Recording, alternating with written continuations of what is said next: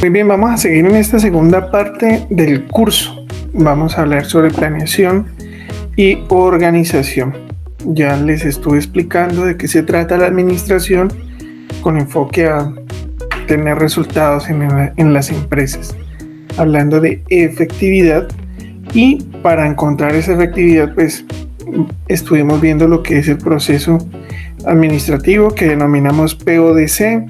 También dijimos que no era que estuvieran encasillados en que primero un administrador o un gerente se dedicara a planear en el día, entonces que de 8 a 10 planeara, de 10 a 12 organizara, se tomara un descanso y luego de 2 a 4 se dedique a la dirección y de 4 a 6 se dedique al control y que se vaya. Todo pasa en simultáneo. La planeación, la organización, la dirección de las empresas y el control se debe aplicar al instante y de verdad un poco frenético a veces ese proceso administrativo en las organizaciones, porque continuamente hay que revisar el plan, continuamente entonces hay que hacer un nuevo plan o modificar el plan o redireccionar el plan, organizar la gente, organizar y destinar recursos, dirigir la gente otra vez, controlar, planear, y en eso de la toma de decisiones en cada uno de los procesos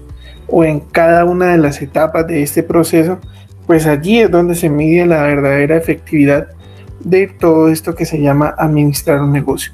Para que sea exitoso, entonces hay que entender un poco más al detalle de qué se trata este proceso administrativo. Yo te voy a invitar entonces a que presten mucha atención a lo que voy a explicar a continuación. Aquí les voy a presentar en pantalla algo que nos pueda ayudar y que nos pueda guiar. Entonces, estamos contestando a la pregunta de qué o cómo se administra una empresa. Entonces, vamos a ir a la parte 2. Vamos a ir a la parte 2 para que podamos avanzar. Ahí era yo compartiendo la parte 1, no, vamos a la parte 2. Vamos a hablar de planeación y organización. ¿En qué consiste la planeación y por qué es importante la planeación en eso de tener buenos resultados en las empresas? Y también hablaremos sobre la importancia de detenerse, tomar un tiempo y reorganizarse, haciendo evaluación, control, medición.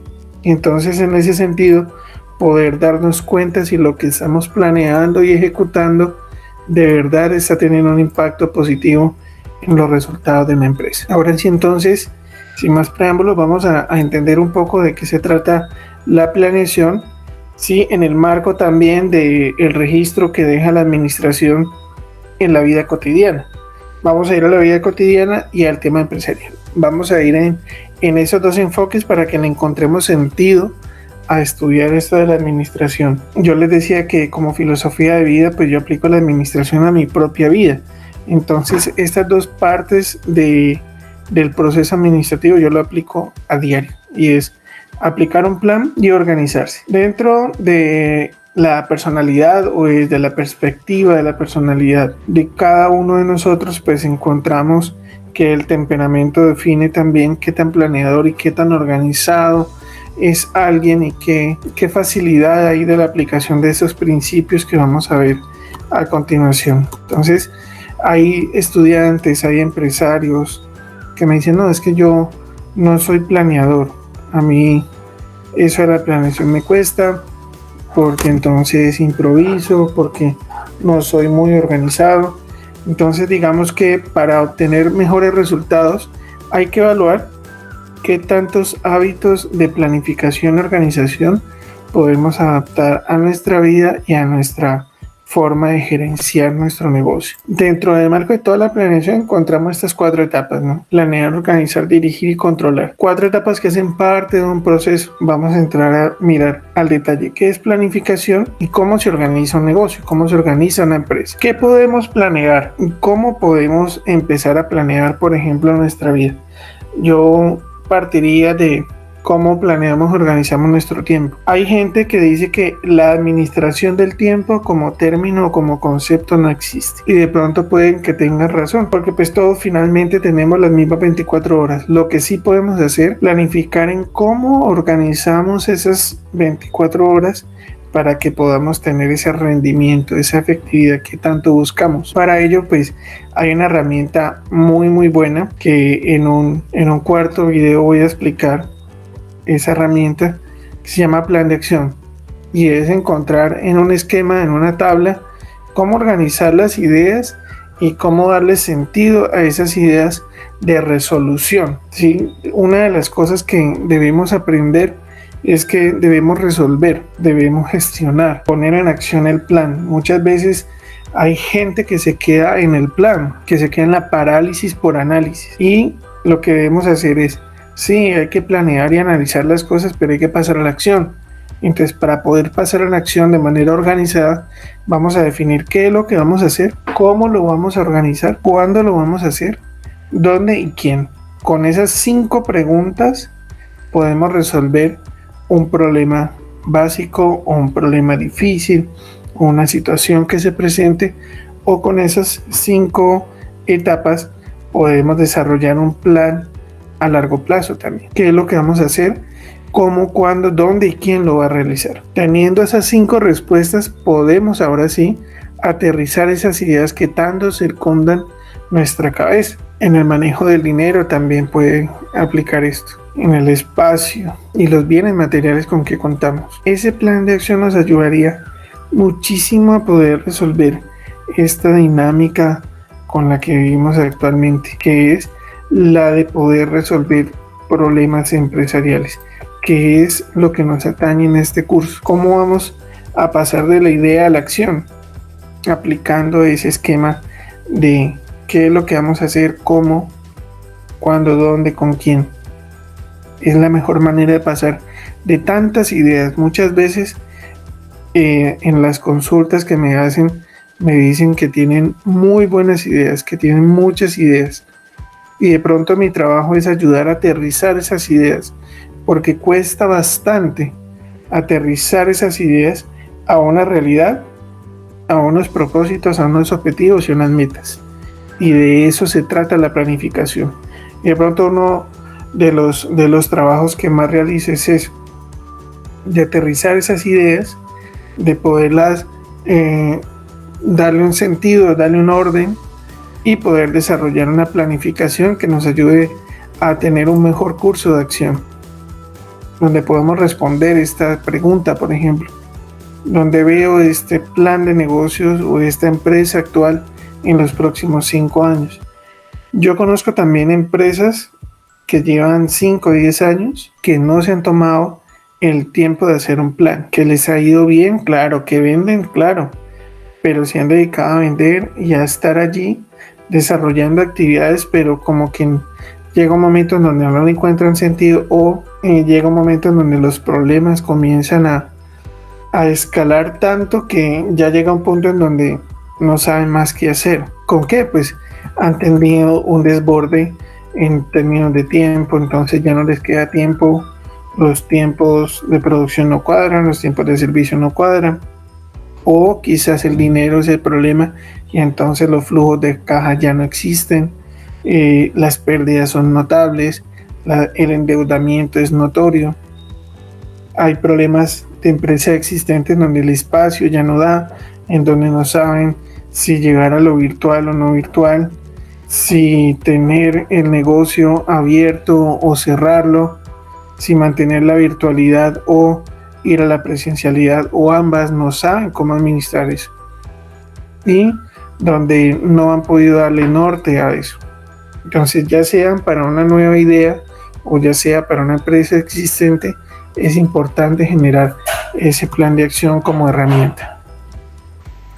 Muy bien, siguiendo entonces con esto del plan de acción y encaminarnos a ir camino a la acción y poniéndonos en la esfera de prospectar 1, 2, 3, 4, 5 años, en donde cada vez que sea más grande la empresa, mayor será el tiempo de prospectación. Las grandes empresas tienen esa capacidad de prospectar en el tiempo sus resultados, su estado idóneo. De eso se trata, por ejemplo, fijar la visión de una empresa.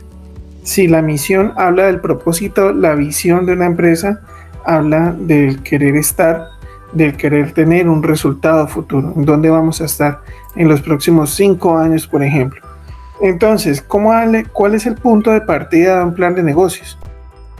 Negocios parte de definir cuáles son las oportunidades y amenazas que tiene un negocio, y eso habla del análisis externo del negocio, del entorno organizacional que estábamos mencionando en el primer video, y según eso, pues entonces vamos enmarcando un objetivo, ¿cierto? ¿Qué es lo que está pasando al exterior y también qué es lo que está pasando al interior en aspectos de estado actual, o definiendo unas posibles fortalezas y debilidades de un plan de negocio futuro? En ese sentido, entonces, vamos en un cuarto punto, a definir cuáles son las alternativas que tenemos, y desde esas alternativas vamos a establecer unas estrategias que nos lleven a unas tácticas que son planes más específicos y que nos lleven a unas actividades y unas tareas. En ese desglose de pasar de unos objetivos organizacionales que vienen de una visión, vamos pasando a unas estrategias, a unas tácticas, a unas actividades y a unas tareas. Ese es el ejercicio de la planificación. ¿Por qué cuesta trabajo definir ese plan de acción? Porque hay que aprender a desmenuzar desde la idea más general a las actividades más específicas que permitan el aterrizaje de un buen plan de negocios, ya sea para un negocio que ya viene existiendo o para un nuevo negocio. En términos personales, esto aplica también para la vida diaria. ¿Cuáles son, en términos, yo como marca personal, cuáles son mis oportunidades y amenazas en el exterior, en términos de política, economía, la sociedad? Entonces, cada profesional que quiera desarrollar una marca propia, una marca personal, debe estar enterado de lo que está pasando y cuáles oportunidades existen y qué me puede amenazar a mí en mi proyecto profesional. Y también definir y establecer las fortalezas y reconocer las debilidades, que eso no es nada fácil a nivel personal. Reconocer las debilidades, reconocer las fortalezas es un ejercicio filosófico de mayor profundidad. Ahora, yo como ser humano, como persona, como marca personal, puedo establecer un derrotero de estrategias y de actividades que me permitan desarrollar un plan de marca personal que me permita posicionar en el mercado profesional y que permita encaminar ese plan de servicios a futuro para. Entonces, estas 6 etapas, si las llevamos a cabo tal cual como están allí, nos permiten dar inicio sólido a un plan de negocios que pueda que tenga mejores resultados que cuando se arranca sin un plan. Yo sé que hay mucha gente que ha arrancado sin estos planes, sin definir, sin estructurar, pero llega un punto de crecimiento en donde el plan de negocios es necesario, en donde ya no sabemos para dónde vamos y vendemos y no tenemos resultados. Muchas veces me han consultado empresas de 10 años con muy buenas ventas, pero que no saben en dónde están, ni siquiera saben cuánto venden, cuáles son sus costos, sus gastos, y pues ya no hay un norte, y muchos de ellos no lo quieren reconocer, no quieren establecer un plan que les permita aterrizar un poco más y quizás vender más y tener mejores resultados. Eso es algo también que hay que analizar desde el ego mismo del empresario, y es buscar ayuda, dejarse ayudar y reconocer que se necesita la ayuda. Eso es algo que rompe el esquema mental y que ataca un poco el ego del empresario, que dice, pues yo ya llevo 10 años y he vendido mucho, me conoce muchísima gente, vendemos bastante, tengo más de 100 empleados, y entonces ¿por qué buscar ayuda? Eso es algo también bastante complejo. ¿A qué preguntas responde la misión y la visión? Es el momento de preguntarnos quiénes somos, ¿Qué hacemos? ¿Para quiénes? ¿Dónde estamos? Esas preguntas que parecen simples, que parecen fáciles de responder, deben tener todo el sentido para el plan estratégico. Es el punto de partida, por ejemplo, para las certificaciones de calidad. ¿Por qué la calidad tiene sentido desde la misión y la visión? Porque cuando se habla de calidad, cuando se habla de querer hacer las cosas bien, pues las cosas se hacen bien desde un panorama que le dé sentido a cuál es el norte que tiene esa filosofía de excelencia que está aplicando la empresa a través de un sistema de gestión de la calidad. No es decir, no, hacemos las cosas bien porque sí. Muy bien. Entonces, esos objetivos estratégicos lo que hacen es contestar a dónde queremos ir de una manera mucho más específica. Digamos que va dando como desmenuzando esa visión y que queremos lograr en el tiempo, va dándole sentido a todos a esas metas y a esos objetivos, y las estrategias es responder el cómo lo vamos a hacer. Finalmente, entonces, es muy importante podamos medir los resultados a través de indicadores de desempeño. Así como la palabra misma lo indica, un indicador nos dice cómo va el negocio, cómo va la empresa. Nos permite establecer de manera cuantitativa que también nos está yendo. ¿Cómo le está yendo? No, súper bien. ¿Pero cuánto? ¿Cómo? ¿Cómo se da cuenta? ¿Sí? ¿Cómo puede cuantificarse esa expresión de nos está yendo excelente, bien, muy bien? ¿Cómo podemos? Es a través de los indicadores de desempeño. Pero eso solamente se puede definir estableciendo y describiendo cuál es la misión de la empresa, cuál es la visión, cuáles son los objetivos estratégicos y establecer las estrategias para alcanzar esos objetivos. Más o menos ahí te dejo esta herramienta, por ejemplo. En el lado izquierdo está la pregunta y en el lado derecho está como el espacio para el párrafo. Esto está desglosado en el libro de las buenas prácticas administrativas, que aquí en la descripción de este video les estoy dejando el link para la descarga, que es una herramienta muy buena. Si usted lo imprime, ahí le queda el tallercito para que usted pueda definir su misión y su visión. Usted mismo lo puede desarrollar con el material, con el libro, con este mismo video, con los videos que estamos relacionando. A continuación voy a recomendarles un libro que ya había grabado al respecto de la planeación, y este video también te puede ayudar a, digamos que a aterrizar mucho más este material. ¿Cómo lo vemos en los próximos años? Es la pregunta que se contesta para describir y escribir la visión, misión y visión. Así podemos desarrollar esos dos párrafos. Para finalizar, quiero hablarte de algo que es bien importante. Cuando uno habla de misión y visión y se va dando cuenta de cuál es el sentido y el propósito que tiene un negocio, cuesta muchísimo trabajo describir en palabras o en un mismo párrafo, describir de qué se trata nuestro negocio, nuestra empresa. La invitación es a que desarrollemos un speech, ya sea como marca personal, como profesional independiente o como empresario, que podamos en pocas palabras definir de qué se trata nuestra empresa o también en pocas palabras definir qué servicios o qué productos prestamos como marca personal. Todo esto se trata de la metodología de desarrollar un discurso tipo speech, se le llama también discurso de ascensor. La idea es que en máximo de 30 segundos a un minuto podamos saludar, presentarnos, dar a conocer de qué se trata la idea de negocio, transmitiendo mucha confianza y empatía con la persona con la que nos estamos entrevistando, y que podamos atender entonces la inquietud, pero sobre todo que llamemos la atención, que podamos generar el interés a través de ese discurso. Desde 30 segundos a un minuto, que es lo que duraría el traslado de un ascensor del primer piso al octavo piso, por ejemplo. Si nos encontramos un inversor, si nos encontramos un dueño de negocio para una oportunidad laboral, si nos encontramos a alguien que nos pueda ayudar a crecer en el tiempo con nuestra empresa, con nuestra idea de negocio, ¿qué le diríamos? Hola, buenos días, buenas tardes, buenas noches. Bien, la idea es que tú puedas escribir tu propio speech, desarrollar ese criterio para que cada vez que te encuentres o estés en un evento y que le preguntan, oiga, ¿de qué se trata su empresa? ¿De qué se trata su negocio?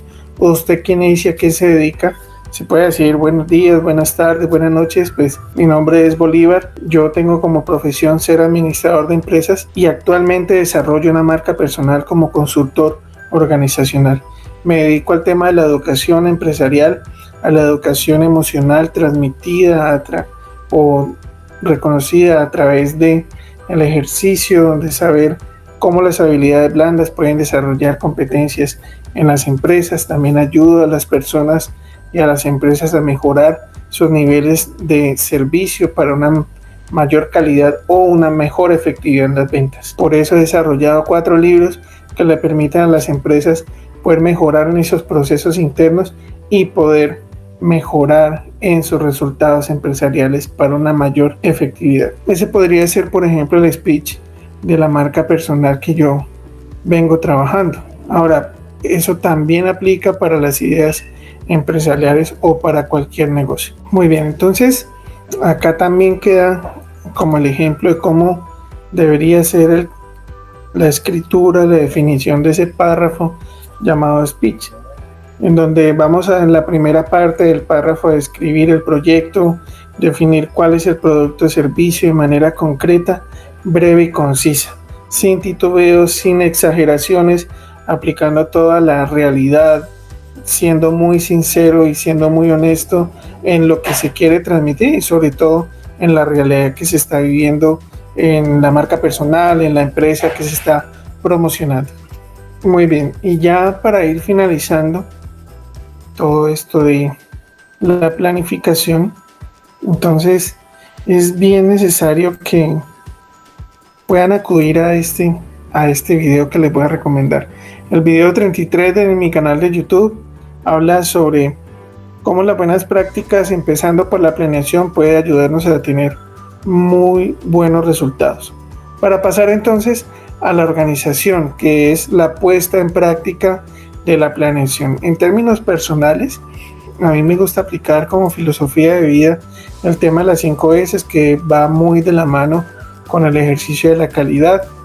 En mi experiencia en empresas de alimentos siempre hemos hablado o siempre se habla de la calidad de los alimentos siguiendo pasos en los negocios, en las empresas, y lo aplico a mi vida diaria, es poder clasificar qué cosas son las que se necesitan, qué se está utilizando, desechar lo que no se usa y dejar fluir las cosas que sí se usan, estando organizadas, limpias, y eso hacerlo de manera estandarizada. Los primeros 3 pasos: clasificar, organizar, mantener todo limpio, que esté estandarizado, y mirar siempre cómo puedo ir mejorando los primeros 3 pasos a través del ejercicio del cuarto. En ese sentido es bien importante entender que pues batallamos con nuestro propio temperamento al aplicar el ejercicio organizacional, sí, o el ejercicio organizativo, claro que sí, pero si de pronto no tienes muy buena relación con el ejercicio de la organización por tu forma de ser, tu temperamento, tu personalidad, y digamos que eres una persona que tiene una empresa grande, mediana, y que te ha ido muy bien y que por tu carisma has logrado buenos resultados, yo te garantizo que si comienzas dentro de tus hábitos a adquirir habilidades de organización, por ejemplo, te va a ir muchísimo mejor. O también puede ser muy estratégico conseguir, contratar, relacionarte con gente, con personas que te permitan y te colaboren en el sentido de la organización. Es decir, que si tú eres el gerente general y necesitas ayuda en ese sentido, búscate a alguien con un perfil que tenga estructurado dentro de su mismo temperamento de liderazgo, ser organizado y planificador. Van a ser una dupla muy buena. Y pues, ¿por qué lo digo? Porque casi siempre uno busca relacionarse con gente que sea igual a uno, pero no te va a servir de nada o te va a servir poco para crecer en este sentido, ¿no? Para crecer alguien que sea igual que tú. Es muy importante buscar un contraste, y a veces pues esos contrastes son complicados de manejar porque al ser contrario a ti pues va a tener un pensamiento diferente y muchas veces van a haber choques, pero digamos que en esa fricción del choque en esa fricción de estar aquí y allá, podemos encontrar la medida perfecta y es donde existe la palabra amoldarse, encontrar un molde y encajar. Y pues eso se da con mucha estrategia de liderazgo, con un sentido de futuro, en donde tú te das cuenta que eso es lo que verdaderamente te va a llevar al éxito y es aprender a encontrar en las virtudes de la gente que es diferente a ti un sentido de éxito, crecimiento y desarrollo empresarial y de liderazgo y de trabajo en equipo. Es un poquito abstracto el asunto, pero da mucho sentido que en los equipos de trabajo hayan roles o perfiles contrastantes, diferentes, no iguales, porque allí no hay crecimiento. Ahora venimos de analizar y definir objetivos, vamos a definir en las empresas cómo vamos a dividir el trabajo, cuáles son las responsabilidades y cuáles son los niveles de autoridad. Y aquí hago un llamado, por ejemplo, a las empresas que son pequeñas y familiares. Siempre se sufre cuando se trabaja en una empresa familiar donde el nivel de autoridad no se ha definido, por ejemplo. Entonces, trabaja uno en empresas donde el gerente es el esposo, la esposa es subgerente, pero ella realmente es el gerente. Entonces, ese mal contraste en donde se ha definido que él es la autoridad, pero quien manda realmente es ella, comienza a generar una disonancia en los equipos de trabajo impresionante. Entonces la responsabilidad que se le ha asignado a alguien comienza a rebotar, porque como todo lo que pasa en el liderazgo es duplicable, entonces la gente comienza a tener cierta disonancia de pensamiento y de acción y comienzan las incongruencias de la dirección, del accionar, del desarrollo de las actividades, y eso no nos va a permitir crecer como empresa. ¿Por qué? Porque la gente no se va a sentir cómoda en términos comunicacionales, y allí es donde muchas veces me llaman y me dicen, es que necesitamos una capacitación en trabajo en equipo.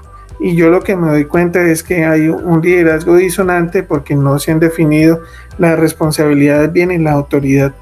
Lo particular es que quien contrata la capacitación, que es el dueño del negocio, que es a veces la causa raíz de ese mal trabajo en equipo o que no existe trabajo en equipo, pues no participa de la capacitación, no se queda en la jornada y creen que todo el discurso del trabajo en equipo solamente es para los empleados, los colaboradores, siendo que el equipo somos todos, los que dirigimos, los que estamos a cargo del proceso y demás. Ahora, como parte del equipo colaborador o siendo yo empleado, debo establecer unos planes de acción de mejoramiento personales también. Y desde el ejercicio emprendedor, pues existe el intraemprendimiento. ¿Cómo puedo ser yo emprendedor siendo un empleado más, un colaborador más? ¿Cómo puedo generar yo un proceso emprendedor que le permita a la empresa mejorar y crecer? Entonces, se va a necesitar, ya hablamos del líder y de los directivos. Si ellos están receptivos, nosotros debemos corresponder con ideas, con aportes positivos que le permitan a la empresa crecer, ir más allá de la queja y del reclamo y pasar a ser parte de la solución. Allí es donde el proceso organizacional o la estructura de la organización en términos de autoridad, unidades de trabajo, líneas de comunicación comienzan a fluir y comienzan a verse en los crecimientos que de verdad se necesitan. Entonces, en el ejercicio de la verticalización, ojalá la empresa no tuviera tantos niveles jerárquicos. Es decir, pues que no exista eso del jefe, para que allá arriba entonces sean tantos niveles verticales que no tengamos una comunicación fluida en la empresa. Y tampoco que exista una división del trabajo que sea o que tienda a generar esas rivalidades y competencias entre los mismos subequipos, esa subdivisión de la organización. Es que están los de contabilidad, los de marketing, los de gestión humana. Problemas distintos, una misma empresa. Y entonces uno se encuentra con áreas que no es de contabilidad y yo hago lo de contabilidad. No, esos son los de marketing. Y los de contabilidad están allá y nosotros los de marketing y nosotros los de gestión humana y nosotros los de producción. Y comienzan a tirarse en los problemas, los errores y a querer resaltar como subdivisión, creyendo que eso está bien. Y para nada está bien eso, porque lo que debemos buscar son los objetivos organizacionales, no los de la división o los del departamento. Entonces, me parece muy bonita la filosofía de la calidad que habla del trabajo por procesos y que los procesos van encadenando una serie de resultados positivos que al final nos van a llevar a unos resultados positivos, pero macro, de toda la empresa, de toda la organización, no solamente de una parte. Allí me parece mucho más necesario entrar a analizar. Quiero dejarte una última reflexión acerca de contratar y cómo establecer y estructurar un equipo de trabajo. Se ha hecho una buena reflexión en el ámbito gerencial en los últimos años sobre la importancia que tienen las habilidades blandas en los perfiles. A veces nos fijamos mucho en el talento, en las habilidades, pero dejamos atrás las actitudes que tienen las personas.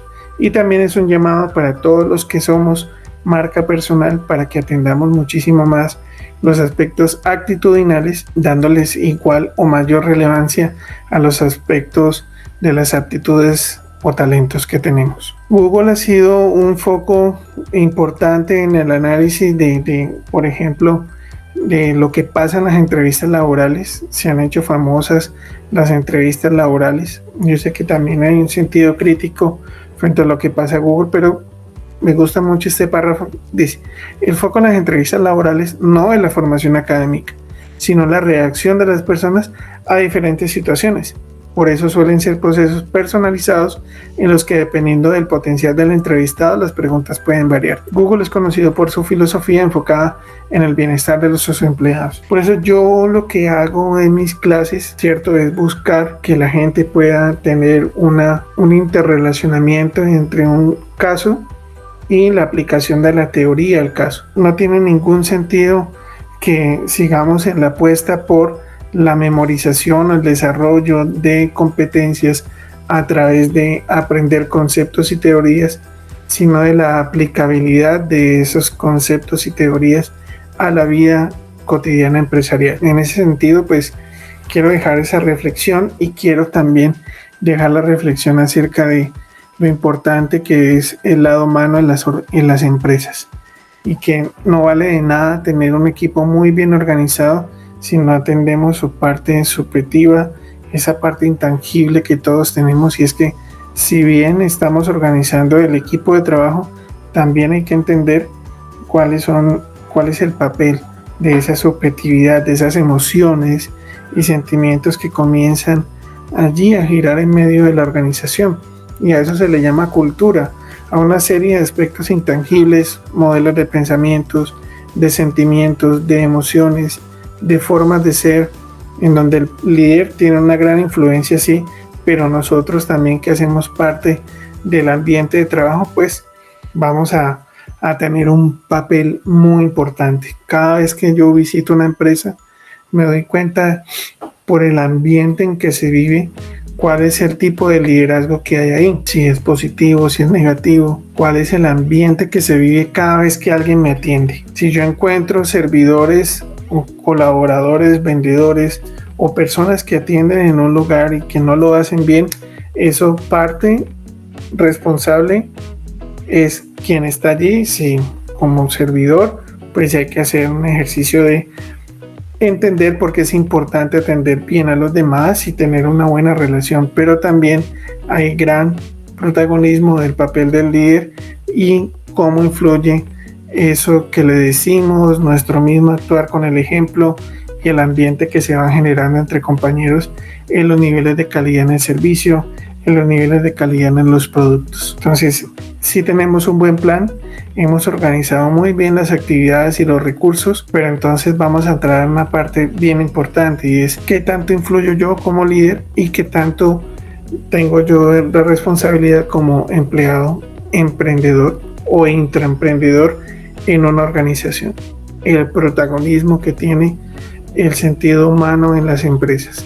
¿Cuál es el papel del ser humano en las empresas? Sí, viene a ser muy importante entenderlo, ya que estábamos hablando de organización, y pues es muy importante hablar de la estructura, de cómo se organiza la empresa, cómo se organizan las personas a través de los recursos, las actividades y todo lo que se propone hacer en las organizaciones. Vamos entonces a un siguiente video donde vamos a hablar sobre liderazgo para que miremos cuál es el rol y el papel del directivo en la empresa, y también vamos a hablar de control, evaluación, seguimiento, porque es importante.